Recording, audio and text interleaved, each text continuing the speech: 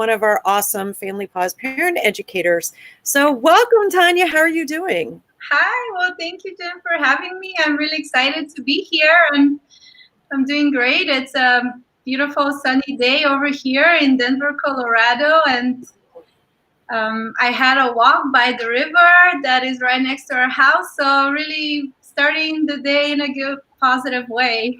I love that. I love that. A walk by the river. Someday I want you to send me pictures of that, okay? I Yep. need that. I love nature and you're in one of the most beautiful places for that, right? Yes. So Denver, Colorado. So um, I'm Jen Shryock, and I'm the founder of Family Pause. For those of you who don't know me, but I hope that you have listened in to some of our previous lives and gotten all the information that we're sharing. I tell you, I couldn't be more proud of our group of educators that we have representing the Family Pause materials, and Tanya is no exception to that. So tell us about your business, what you do, why Family Pause. Tell us about you. Yeah, absolutely. Well, I've been working with dogs professionally for the last 8 years. I've always loved dogs and grew up with them. When I moved to London from Bulgaria when I was 21, I was trying to figure out what do I want to do with my life. And I kind of had an epiphany one day. I knew that every time I would see a dog, I just melted and I wanted to spend time with them. So I was sitting one day on my couch and I thought, why don't I start a dog walking service? Right. And that was kind of the beginning of my entrepreneurship. I had a dog walking pet sitting business in London for about 2.5 years. And then I moved to New York City and started the same business there. And it was during that Yeah. time that I worked with a trainer on a case. So we were working with a extremely fearful dog. She was very uncomfortable with the city environment, with the sounds, everything that was happening around her. So, the trainer was there and I was the walker, and we were the team to get this dog out and about and help her build Yeah. confidence around the sounds. And I really love Jenny. She was one of the educators as well, and she was pretty much my inspiration to really move onto training. Mhm.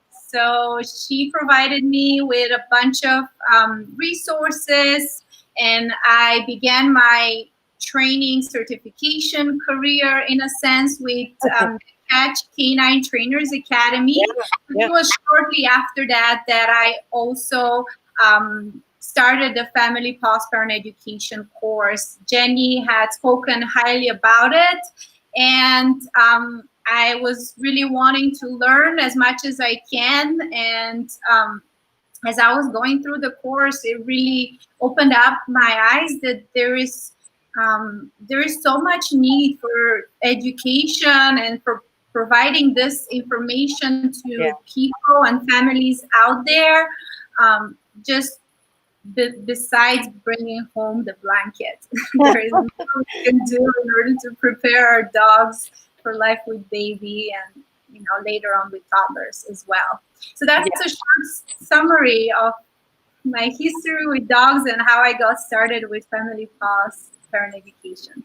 Yeah, I love that. I love that it was another educator that really sparked your interest and encouraged you to, get more specialized. So tell us how that plays out now in your business today. Mm-hmm. So since then, we've moved to Denver, Colorado, as I was mentioning, and now my business is solely focused on puppy, adult dog training, and then I hold the family side of it, my doggy doula services. So I was thinking about how to name it. So it was Yeah. initially it was family integration, but then that wasn't Yeah. sticking, and I was trying to figure it out. I feel like doggy doula really sparks the interest. It always gets a reaction, and it's a really great conversation starter. So Yeah, it is.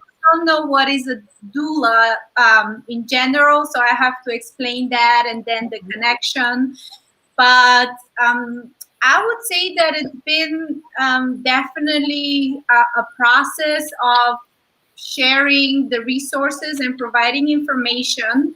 So a big partner for me since I arrived here has been the Humane Society of South Platte Valley. It's a beautiful facility that is really focused on education.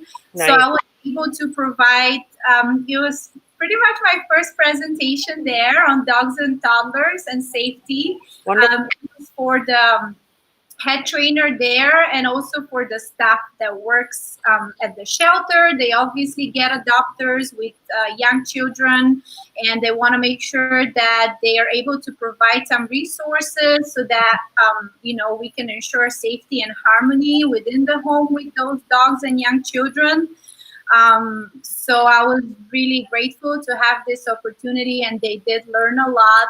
Obviously, I provided them with all the handout materials that Family Paws has.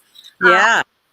So that I can give those out to families in need. It's been a process of connecting with doulas, like real doulas, birthing centers. But I feel like a lot of the birthing centers and the presentations got canceled with the virus.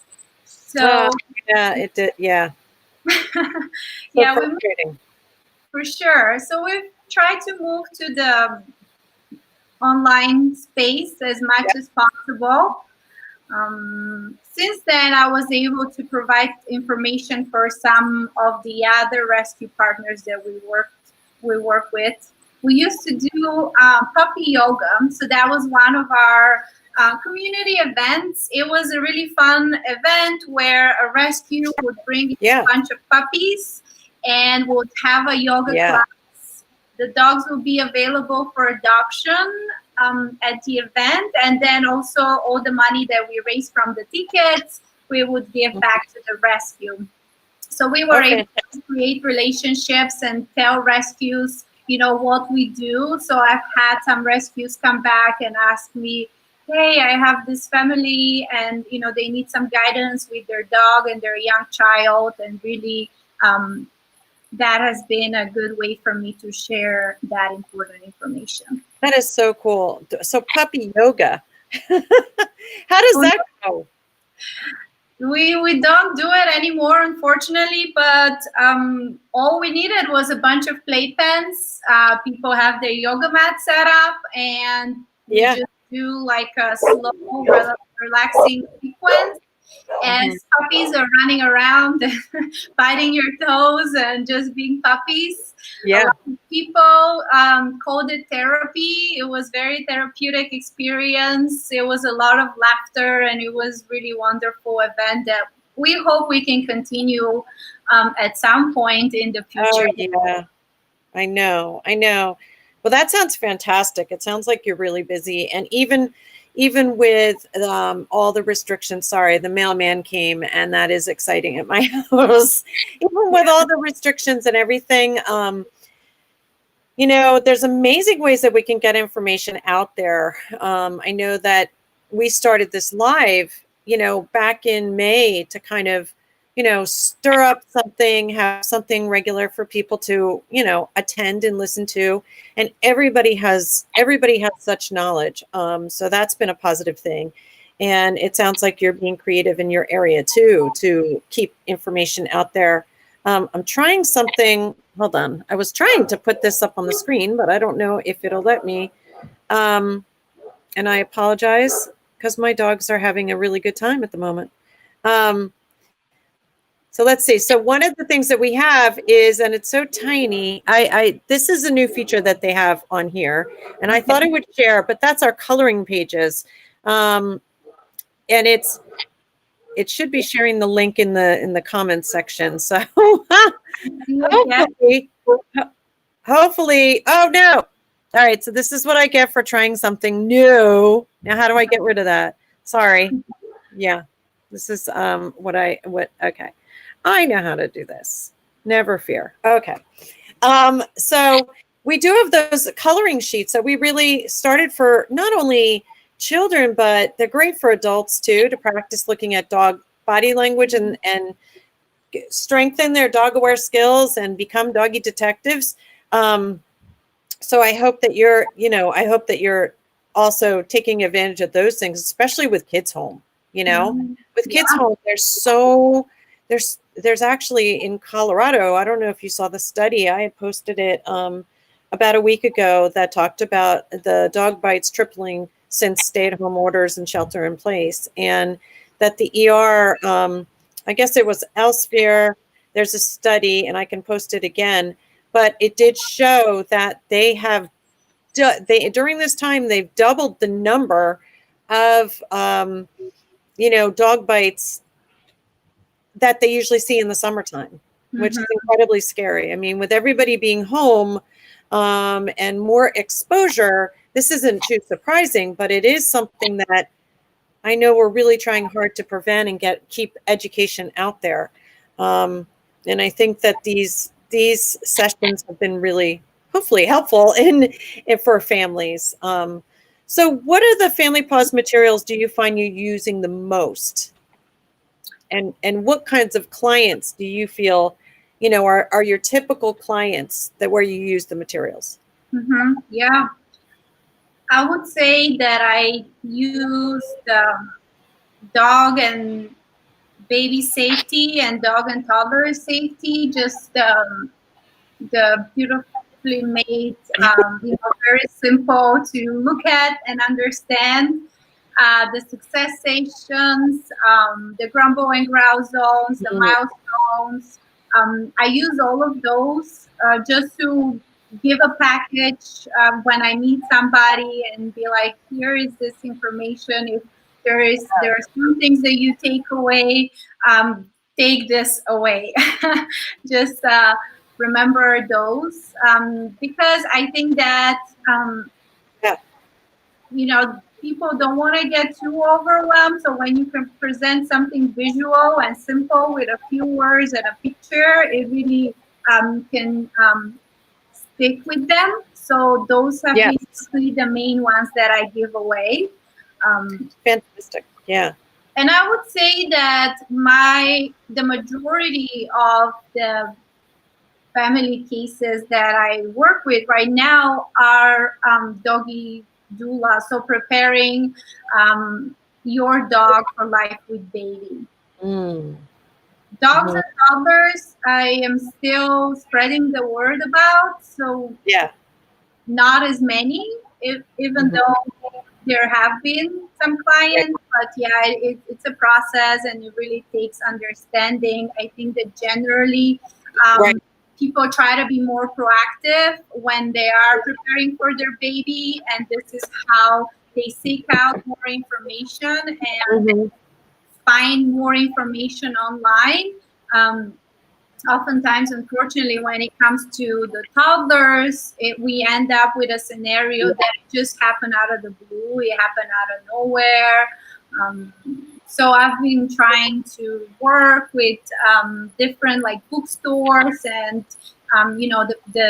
the businesses that serve those families with young kids and spread the word about body language and management of the home environment in that way as well.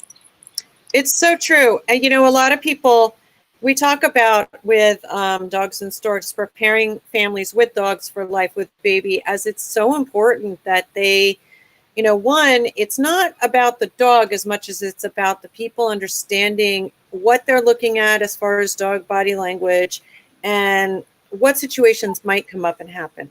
But you're so right. People are really eager and interested and excited about preparation with their dog before the baby, but they don't necessarily think about preparation with their dog for the toddler phase. And it's such an important message for our followers that, many of the calls that we get, in fact, last week was a really active week on the support line, and it was heartbreaking calls where an incident had happened with an 8-month-old and a 10-month-old and a 14-month-old. And I don't know what's going on outside. I apologize if that's loud. It's like a truck and it's screeching and I can't do anything about it. I hope it's not coming through. I don't hear it It's really. really loud on this end. So here they come. They're like going. So anyway, so that's super, super important. People need to understand that one of the things we say is babies grow, dogs age, and we have to adjust at every single stage. And getting that information, as you said, out there is really hard because, but God, it's killing. It just upsets me so much because when people call us and something has already happened, now we're really in sticky situations where we're doing damage control that sometimes we may not be able to fix. Once trust is broken between a parent and their family dog, that's a tough one to work through. And for some, it really doesn't happen. So then we're looking at rehoming, sometimes euthanasia. It's a really tough situation to get into. And that's why we really want the Dogs and Toddlers program out there. But unfortunately, like what you're saying, I think people look at it and say, oh, my dog's great. My dog's fine. There's a misconception that if, and oftentimes things go really well during homecoming. So the first 3 months, things often are smooth. You know, people do tend to have not the problems that they might have anticipated. And then they think it's all good forevermore and that their dog's adjusted. And I think what people don't realize is that in reality, every single time the baby changes a stage, a new developmental pattern, your dog is back to square one as far as trying to habituate and acclimate to that kind of new baby in the house. And I don't know, is that some of what you see? Like people, I don't know. Yeah, Do I you mean, talk about that? yeah, for me, it's been really challenging just to see things on social media. And I feel like oftentimes people have a lot of misconceptions or expectations that are not realistic. For example, on Instagram, I do follow, let's say, hashtag dogs and toddlers. And Oh gosh, yeah. you can see so many inappropriate interactions of children riding dogs, children laying on top of them, really pestering the dogs. And the sad thing is that when you look at the comments, everyone thinks that this is so adorable, this is the cutest thing that I've ever seen. Oh, look at them being best friends, and Right. no one is really noticing, even thinking about noticing that this is so inappropriate. And it's not the dog's fault. Then the dog will react in a way that the dog will react. They can only take so much of this. And Yes. this is the thing that really breaks my heart. And this has been a lot of the work that I was able to do before. We had to stay home. I used to go to the local library when they would have a toddler hour, and I would bring in like a little dog like this, and we would petting a dog and interacting with dog. I know we talked about it before. I had one of my library appearances, Advice Decrease Bite, Pet Pause, Sit on the Ground, Not on the Hound. I really think that those phrases stick with people, and once a person hears it makes sense, and we are able to change their perceptions. But it could be hard to make it on a larger scale when we're still seeing a lot of inappropriate interactions and people perceiving that as cute. So I know. I totally, I appreciate that topic because it is really hard.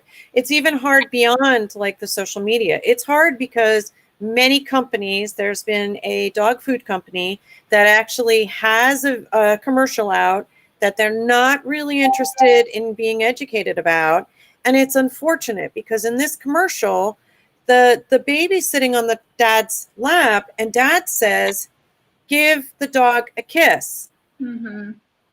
And you know, in many times that kind of situation might be okay, you know, but it doesn't mean that the dog is really enjoying this interaction of a child's face coming closer to their face, or what that behavior being encouraged by a parent actually could set a child up for thinking, this is how I'm supposed to show love to a dog. And love to a dog is not expressed with a kiss or hugging around the neck or riding them, or and I think most people, when they look at those pictures that make us cringe, they're in their head saying, my dog is a good dog because he allows my kid to do blank.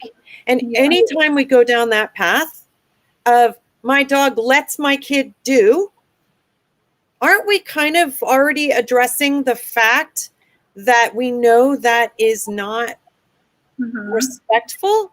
Like if I said, you know, I love Justine, and I were on Justine Sherman's with the Family Dog, and I talked about this the other day. What if you replace dog with daughter? My daughter lets you do anything to her. I don't think that is something any of us want to think about.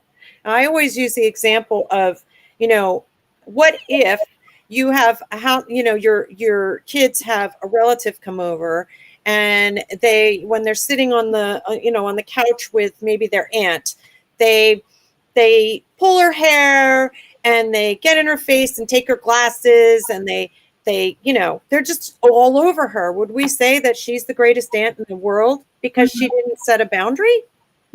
So I think we have to change our whole perspective of what is considered to be a good dog, and not mean good dog to be he tolerates everything that is disrespectful and that's pushing his limits.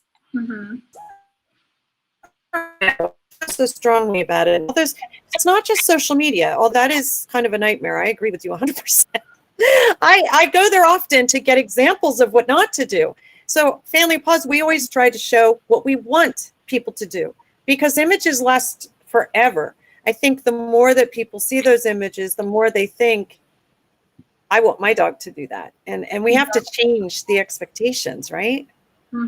Yeah, I agree. And just to speak on the points you mentioned, yes, this coming face to face, and I know this is something that we talk in the dogs and toddlers presentation, coming face to face is a natural bonding experience for people. This is, you know, how we connect. But then coming face to face of a young child and a dog is definitely, you know, different experience. And then the numbers speak for themselves. Yeah. Children are bitten in the face most of the time, probably. Well, I don't have the statistics, but no, and none of us truly do. 90% of the time or more, because this is what we do. We would put our face there, and the dog is just going for that area. That's the reason why. And yeah, that's quite unfortunate that there is a mismatch, and it is really up to the parents, you know, to the guardians there to really make sure that we are teaching, coaching, guiding, setting up for success, so that we don't end up with a, you know, child that is bitten in the face by our family dog. Yeah, that's. So tell me, what are your tips for families? So they have, how would you suggest that they encourage or that they participate if their child is wanting to interact? So what are some of your tips there? We know invites decrease bites. So tell me what advice you'd give to a parent. And you can pick an age, and then we'll go from there. Okay, well, I would say that recently I have a bunch of clients. It is not specific dog and toddler. It is a family that has adopted a puppy, and they do have, you know, young kids, let's say between the ages of 3 3 and 4 is the average age that I get. So a lot of the things that we discuss are be a tree type of games.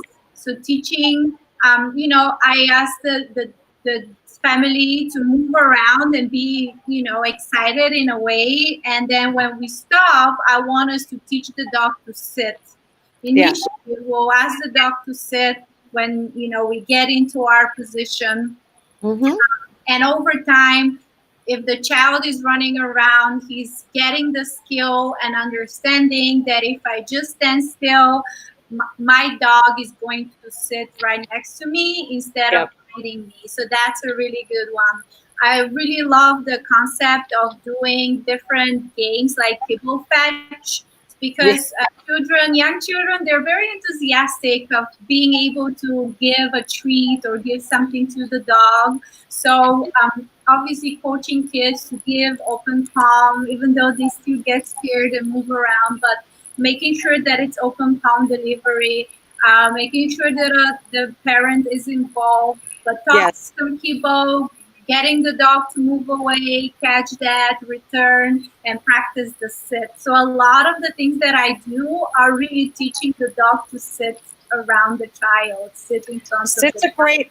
It's a great default, isn't it? I mean, it's a nice default cue, just for a dog to sit. One of the things that I love to educate kids about is I love using hand signals with children, because even young, I mean, babies do a lot of baby sign, we do a lot of stuff there. But if a child learns sit, as a hand signal, that's super easy versus, so for example, if my child had a cookie or something, I would rather they give they are conditioned to just give a sit cue and have the dog respond versus raise their hands up and no, all that. So that was a big one in my house. And the larger the dog, the more likely I'm going to have a down as a default cue. Behavior if they're comfortable doing it, depending on the age and the hips, and we want the dog to do what's comfortable. So I love that. I love kibble fetch. And I definitely encourage, even though we always talk about a lot of management with, especially, as you're looking at the newly crawling phase and early walking, we also encourage a tremendous amount of parent guided interaction.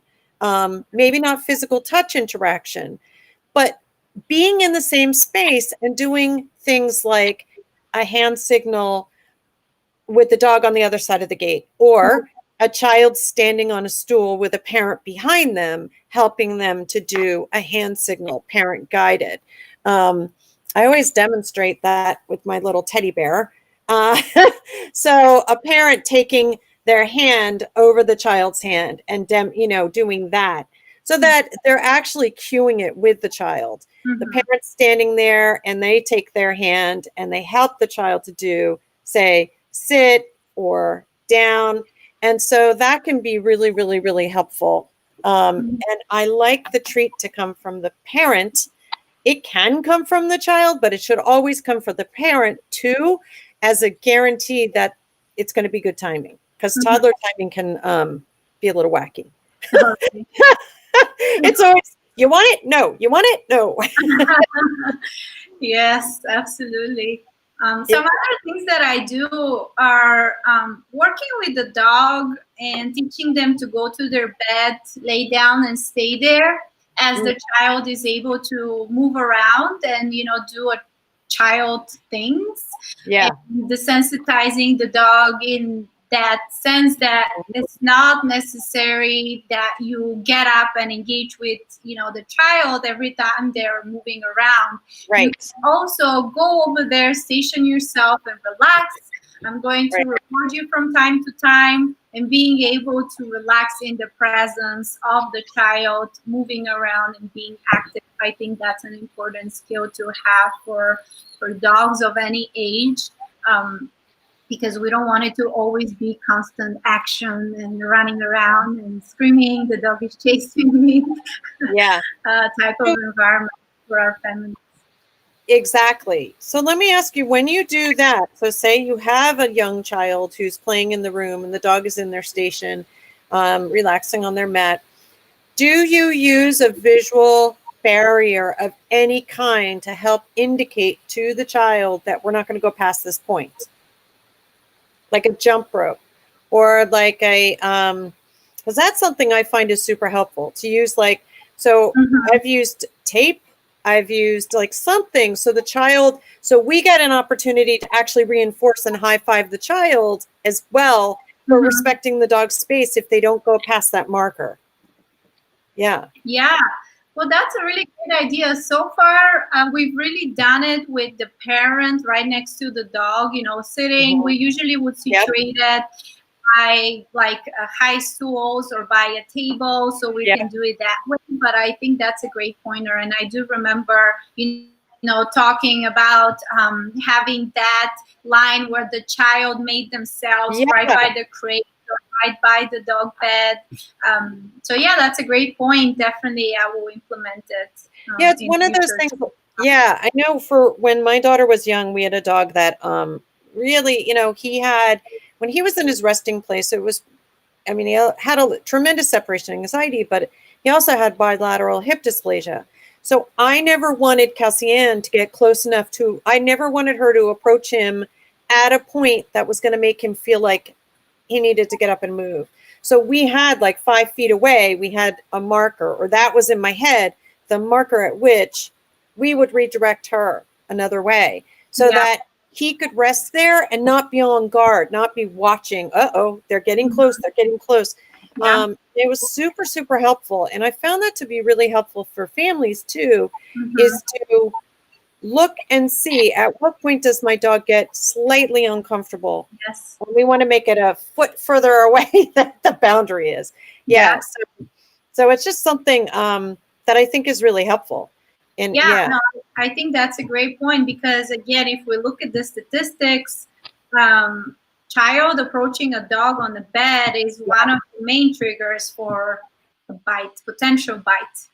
The dog bed, the water ball, yeah, football, toys, areas that are, that have resources for the dog, or the dog gets startled.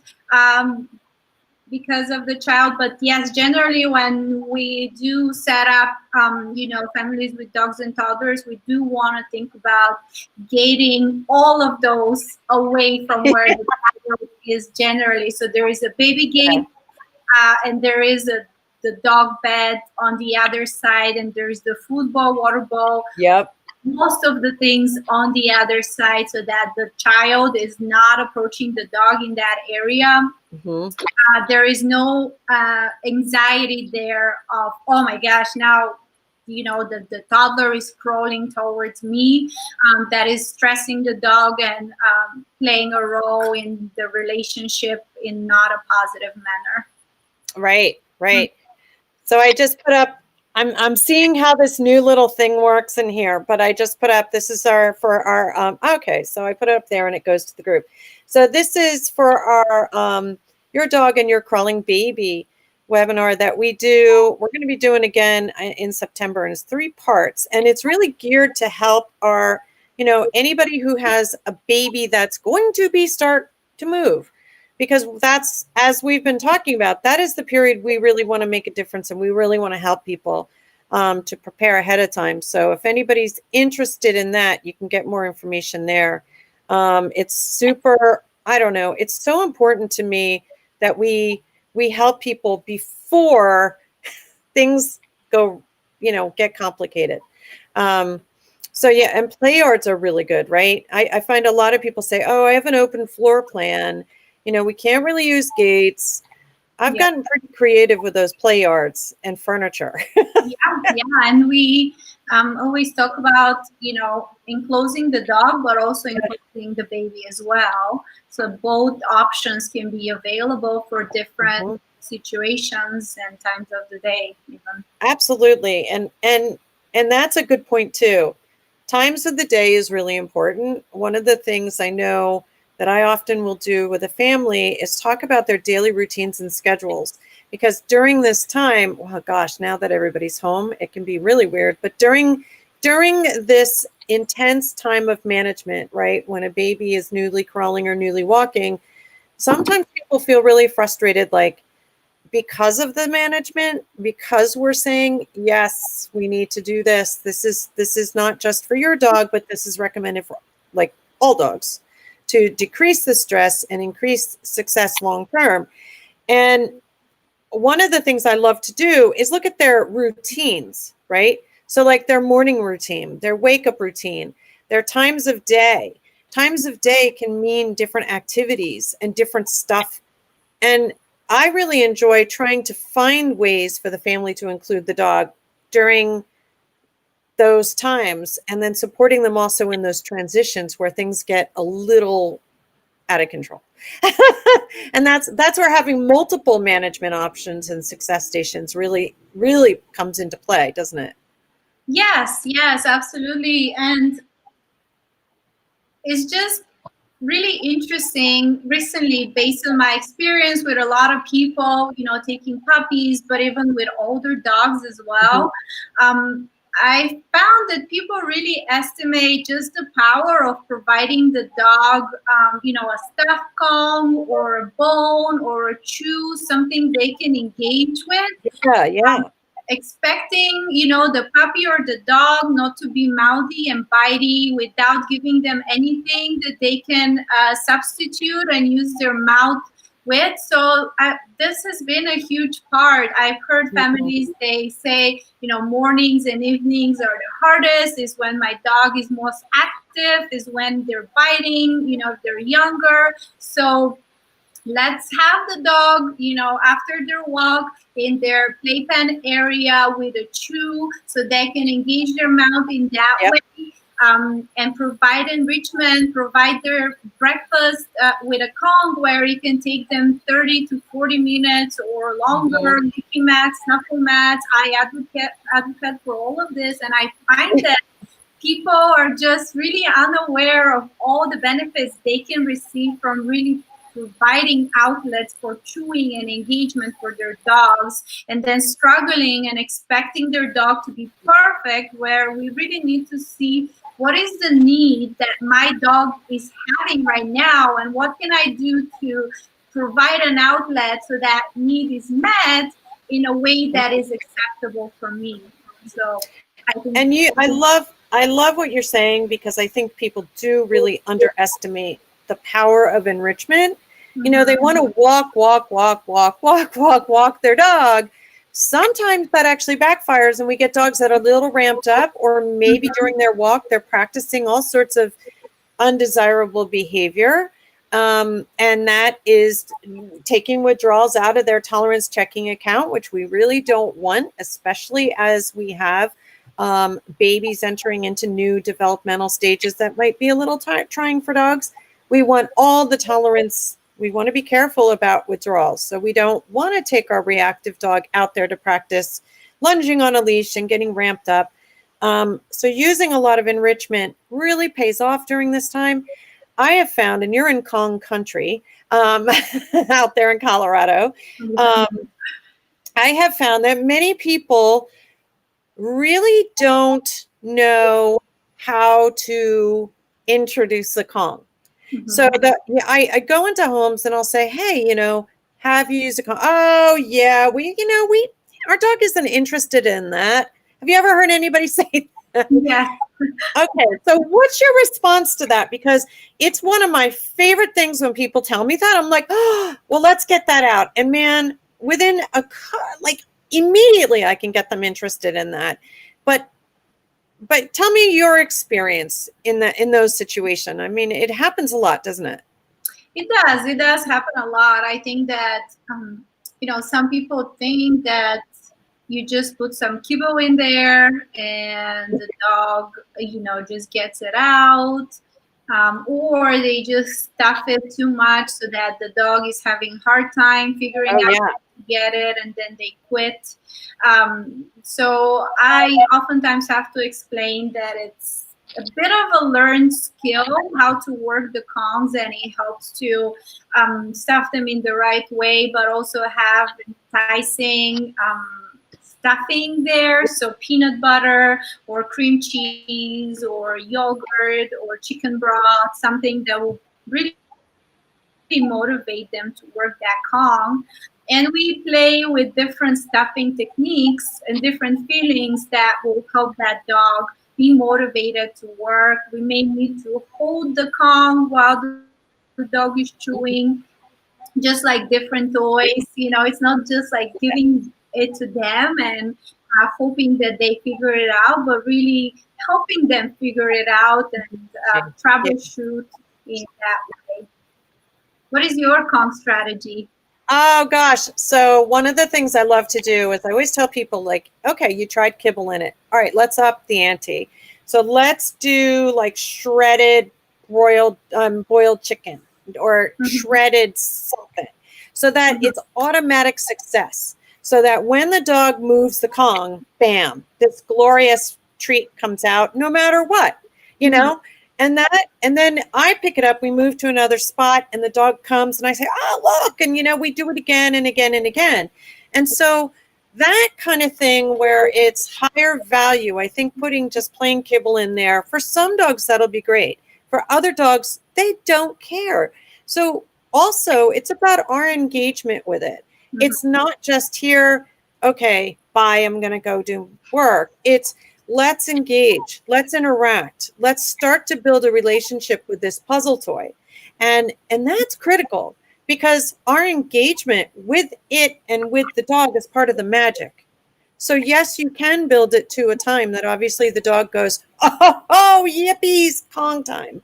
But I do think without taking those steps initially, you're going to have that situation where people go, oh God, we did that. And now we have like 5 Kongs on top of our fridge because they don't care. Let me tell you, when Kong, I get boxes from Kong every now and then. And when that box comes, I don't even have to look at the address because my dog is already letting me know it's a Kong box. So, it's really, I mean, the distinct scent of Kong is one of those things. So really building that relationship with your dog and the Kong is super important. But I like to do an immediate success. Okay. And for me, my go-to is either hot dog, really heat it up so it's kind of yicky, and tiny pieces so that they fall out super easily. And then we build it. So once your dog goes, wow, things cool come out of this thing, then you can start to increase the intensity and the challenge of it. People who go right to freezing stuff, I think are going to get frustrated. So, and again, what you were saying, sometimes it's about how it's stuffed. You don't want your dog getting so frustrated with it that they're like, forget it. And a lot of dogs will do that. So also checking in, observing how they engage and how they play. If you can't be right there, put a little video camera, watch what they do with it. But at first, I think it's critical that we do really, really short and fast success with it. Yeah. And have fun and engage with them. That's a big part of it. Actually, I think I know that there's some videos. Kong puts out a lot of videos, and I think there's probably I believe there's going to be a new series with some tips around that particular thing because it's not unusual, Yeah. And their toys can be complex, but every Kong toy has a specific kind of purpose and way. And it's not really up to our dogs to figure out. It's up to us to kind of engage them and help them to make the most out of that enrichment. Yeah. And they do have really great recipes as well. So yeah. I think I send people there so they can have a look and get a little more creative if they wanted to with different things they can use inside the Kong. So, it can be interesting and engaging. Totally. I love the wobbler. It's one of the ones that I often recommend, especially as we're introducing a dog being on the other side of a gate. So I might have the parents standing on one side of the gate and the wobbler and the dog on the other side. But again, we will have introduced it with something very high value and probably mix in some of that high value goodness with their kibble so we don't obviously increase their weight, but we want to get them engaged before we try that out. And that's something that I think people just, don't expect maybe right away. Mhm. So what are your other favorite enrichment things? Well, I love snuffle mats. Yeah. So I've been using a lot of snuffle mats, and we even have a small quantity that we added to our website shop. Nice. I just think it's great. I've used it for every single foster dog that we've had here. I don't bite with the food bowl idea, so I don't use the food bowl. I use the snuffle mat and different other techniques Yeah. to engage the dog's nose. I love the licky mats. Yes. Freezing those with wet dog food and then giving Oh, it yeah. to the dog. I think those are great. I mean, just general, bones, pulley sticks, braided sticks. I think those are very important. We're currently fostering a 6-month-old blue heeler. So Oh boy. on our heels a lot of the time. So just constantly wanting to bite us and just having, chews that we can provide and he can engage his mouth has really saved our lives. That's really In your heels. And together with that will be the Flirt Pole, which is a toy that I recommend. They use a lot.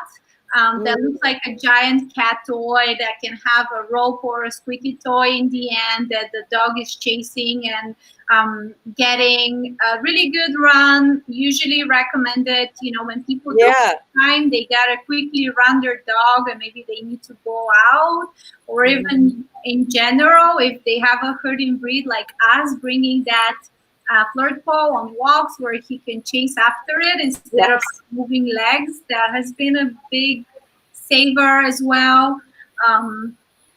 Totally. So you said a Flirt Pole. I wish there was a different name for that because it always sounds. The Flirt Pole. Now you know my humor. I have really sick humor, folks. It's something I can't hide, but it's always, every time I recommend it, I kind of cringe. I'm like, and there's this Flirt Pole. It doesn't sound right, but it's a great, great toy. It's more a chase, but it is. It's like a cat toy. So you mentioned, okay, and that little snuffle mats. Do you have a source for that is excellent, or that others could go to for that? That maybe after you could go to the site and type it into the chat here, or can you type it into the chat? Do you know of someone? Do you have a resource? Could you repeat the question because it was cutting a little. Oh, do you have a special resource for snuffle mats? I know that a lot of people make them, and I'm always looking for. I would like to be able to send people to a resource. To be honest, no, we only have a limited amount of mats that we purchase at a larger quantity, but I usually just find them on Amazon. I wish that I've had the idea to make them myself. It sounds like a good DIY project, but I never get to it. I know. I know that there are some people at the Humane Society who have made them and donated them. And yes, I do wish there was someone local who just does snuffle mats so that I can partner up with them. But Jennifer Skiba, I'm not saying her name right. One of our educators in Colorado does, I think, make them. Okay.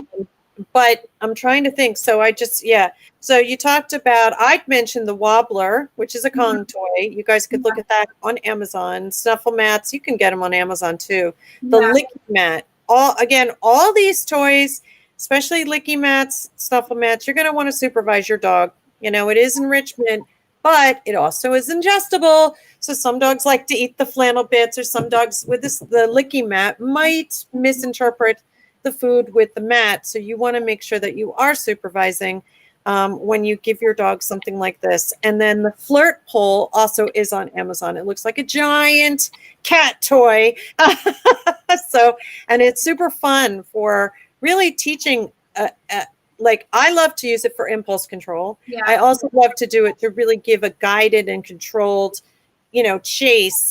But I love to incorporate a nice sit and wait and then go get it and then sit and wait. And I love it. I love it with my shepherds. But they get a little big, and the shepherds, I did it on a hill once, and it was I used it in my front yard on the hill. In my front yard, it's a pretty solid hill, and I don't know what I was thinking. And I was playing with my shepherd, and he flipped me. I mean, basically, I was in mud, and I flipped over, which could be, yeah. So be careful where you do it, because the dogs tend to get very enthusiastic, and if you use it with a large dog, they can, pull you over. So yeah, no, I do love that. So is there any final tips or words of wisdom that you have to share with our audience and our followers that you would want people to know, or anything about Family Paws or your experience, whatever you want to share? You've got the floor. You've got the screen, girl. Well, when it comes to Family Paws, I would say that I'm really grateful for having this resource and really opening my eyes, and I'm sure a lot of other people's eyes, and helping the educators be able to go out there and help families. I think you guys have done amazing work. Obviously now we have to work as a whole and undo a lot of the perceptions that were created. But when it comes to dogs and babies or toddlers, my main point is usually to learn about and observe the dog's body language, especially when it comes to proximity with the child, and especially when it comes to interactions. So if there is nothing else that you do, at least you look at your dog and you really do research, learn about it. I personally wanted to spread some information, so I made a few blog posts on dog body language. For the to share them in the group, like seriously, share that stuff. I'm sure they're great. So sorry, I was excited because I'm all looking for that. Yeah, I mean, I think that the ones like the yawns and the flicks, the lookaways, they're not really, the general public is not really familiar that this may even be a sign that the dog is uncomfortable. People always get very surprised when I say it. So learning, why did my dog yawn when my child just went past by them? Or why is my dog now lowering their head or pulling back their ears? So really becoming very, very connected with the dog's body language. It really isn't that much of information that we have to learn. It is a few signals, but those few signals do make a huge difference. So if that was one thing that I would summarize, it would be observe your dog's body language, but also manage, be active, proactive, manage the environment, manage the interactions, so that you don't end up surprised. And I know that this is separate, but I do love the Dog Smart game. Yes. This one with the different cards. So this is what I bring with my family. I brought it to, different bookstores that I was talking about, and just playing this game. If you see this body language, will you let your child approach this dog?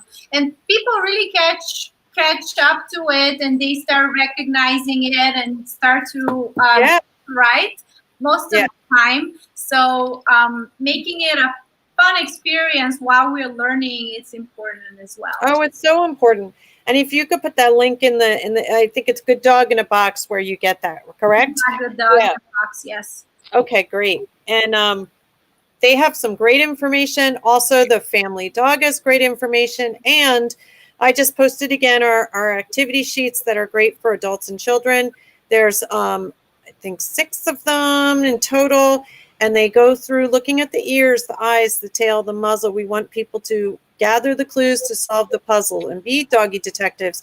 I'm excited to say that we're also going to be offering a dog aware series. And, you know, I really believe that everybody has some dog aware skills. Everybody, you know, I think sometimes, you know, we underestimate. I love to come at it as, you know, where is a person with their dog aware skills? What did they already know about dogs? And let's build and increase and strengthen that. Strengthen their observation skills, their broadcasting abilities of what they're seeing in their dog, so that once they see it, they don't unsee it. That's what I do know. When people start honing in and being doggy detectives and looking at the ears, the eyes, the tail, the muzzle, they don't stop seeing it. And so if we can help, that's one of the things that I really encourage with our expecting families. So please, if you're interested in learning more, definitely check out the links here that we've provided.